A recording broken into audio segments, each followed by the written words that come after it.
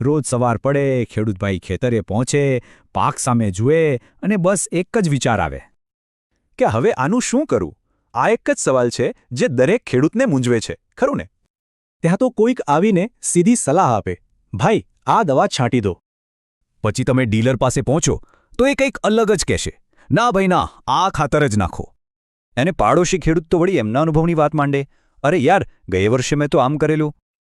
ખેતરમાં જેટલા છોડ નથી ને એના કરતાં તો વધારે સલાહ આપવાવાળા ભેગા થઈ જાય છે. હવે ખેડૂત બિચારો ગૂંચવાઈ જાય કે આમાં સાંભળવું કોનું? પછી તો બસ પાક પર એક પછી એક અખતરા ચાલુ, ખર્ચો વધતો જાય પણ ઉત્પાદનનું શું? તો સવાલ એ છે કે આ બધાની વચ્ચે અસલી વાત શું છે? જુઓ, મૂળભૂત સત્ય એક જ છે. દરેક ખેતર બીજા ખેતરથી સાવ અલગ છે. કેમ કે દરેક ખેતરની માટી અલગ છે, એનું પાણી પણ જુદું છે. અને એટલે જ કોઈ એકની સલાહ બીજા બધાને 100% લાગુ ના જ પડે. તો પછી આ સલાહોના ચક્કરમાં પડવા કરતાં સાચો રસ્તો શું છે?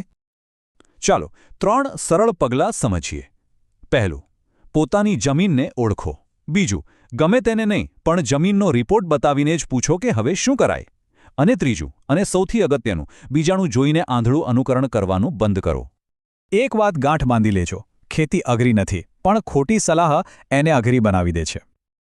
તો હવે ખાલી સલાહ નહીં પણ સાચી સમજણ મેળવવા માટે તૈયાર છો?